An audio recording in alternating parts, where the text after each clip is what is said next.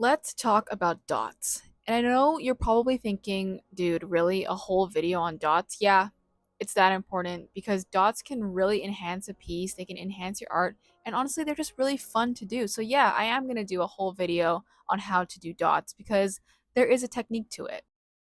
Hi, I'm Amanda. You might know me as Amanda's Work, and make sure to subscribe if you are down for more unserious art advice. Okay, so first up, let's talk about supplies because I know that there are some tools out there that people use to make dots. Me personally, I really just love using the back of a paintbrush. It gets the job done and it does it right. What matters more really is your paint. I like to go for acrylics. I prefer a watered down acrylics because if you use something like a really thick acrylic, it's just harder to use, harder to get that paint on the page, harder to manipulate. And we'll talk about this because I'm going to show you the difference between using acrylics, between using gouache, between using watercolors, because that does matter. I also like to use a nice paint palette. This one here has gone through the ringer, as you can see, but it's nice to have a paint palette to mix your colors together. Okay, so as you can see here, I've got a nice watery acrylic. These are by Apple Barrel, and literally just over time they become super watery. But you can see that the paint just glides a lot easier. Like it just sticks to the paintbrush and it flows. Okay, it's so much easier when you're thinking about it through your user experience.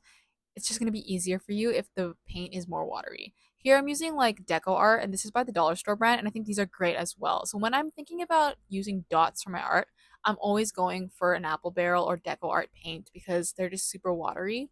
Usually when we do use art, we don't think to use a watery acrylic. We want thicker acrylics. But in this case, when it comes to dots, go for watery acrylics. And hopefully you've been paying attention to kind of the technique I've been doing here. It's a lot of dot, dot, dot, add more paint onto my brush, dot, dot, dot, get more paint, because you kind of need to keep refilling it with paint. If you just keep going until there's no more paint left on the back of your brush, you're going to end up with dots with different sizes.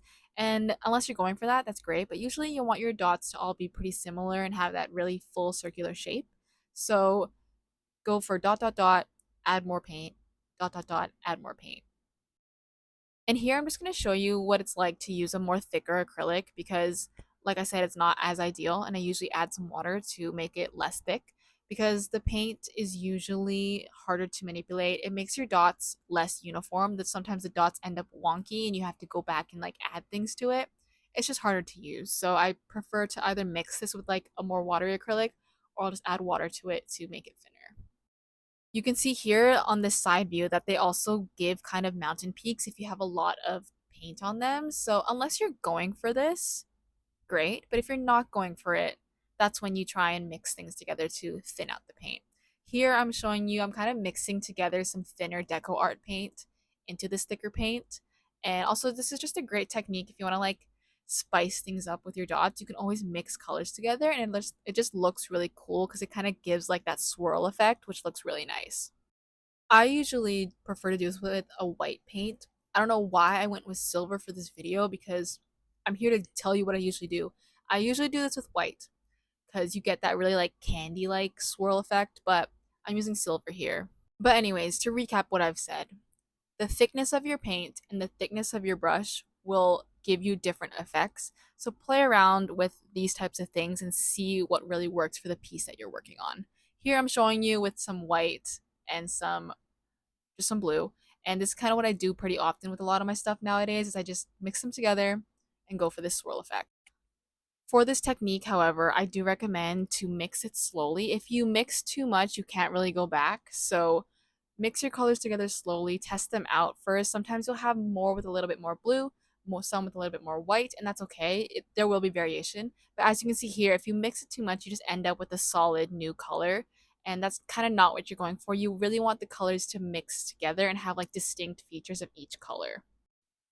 Okay, so the next thing I'm just going to talk about and touch on is that the angle of your brush truly does not matter. You can see different angles when I'm doing this. Sometimes I'm holding it straight top, sometimes I'm holding it kind of at a 45-degree angle. The technique of that really does not matter. So here I'm doing this with some gouache paint just to show you. Gouache paint is really determined on how much water you put in it. I'm showing you kind of two ways, one with like a lot of water, one with no water at all, and they're both really hard to use in my opinion. So These ones are really good to do if you're like layering them on top of some acrylics. If you're doing it from the start, it might not be the best way to go. So maybe start with some acrylics, then go for gouache, and you'll see that the way that they dry is not it's not ideal either because the water is what really manipulates it. Same thing goes with watercolor. It's because you're adding so much water to it, it's hard for your dots to dry in the same shape that when you put it on the page. It's going to dry differently. So that's why it can be hard to do. Of course, you can like practice with it and you'll really see like how much water you need to add, how much water you need to not add, and things like that to affect your textures. But watercolor gouache, it can be done. You can do dots, of course, it's not impossible. But there's better ways to do it, and I think that's with acrylics. So here is the page when it's mostly dry. And as you can see, there's kind of those rings of the water residue there on the green ones with the gouache. And with the watercolor, it's like the dots are just not uniform. They're not the same shape. They're different. So of course you can do it, but why not do that when you can just go with acrylics? Okay, so let's just talk very quickly about the consistency and the quantity of paint that you're using. Here I'm showing you at an angle what happens when you use too much paint. The issue with this is that, yeah, it looks really cool when you're putting it on the page, but when it dries, it's not going to dry evenly, and that's going to give you cracks in your dots. And this can also affect your drying time. It will make it so much longer to dry, plus you're going to get cracks. You don't want to do that. That's why you see a lot of people when they get paint straight from a bottle, they'll always scrape off a bunch of it first because you don't want to have it too thick because it's going to take too long to dry and it's also just going to not look that great. As you practice this, you will start to get the feeling of the consistency that the paint that you want. Like you'll start to notice it when you feel it on your brush, when you're kind of interacting with your page. It will just come to you. So stuff like this will come with practice, but just remember if it's too thick, just scrape off the extra bits of it and save yourself all that pain. This is why I always say to wait for your first layer to fully dry before you go and add more colors on top, because once your first layer is dry, you can really see if there's cracks and if there's things that need to be covered up. And then you can finally start going in and cover things up. And, that's why your first layer can be really forgiving, because if you make mistakes, you can just cover it up. So here I'm just showing you what happens when it dries. You can see that the paint that is cracked, the dots are like uneven, they're a bit distorted, they're in wonky little shapes. That's just because there's just too much paint on that one dot and it just doesn't dry properly, and that's just what will happen. So to wrap it up, if you learned anything from this video, use watery acrylic paint.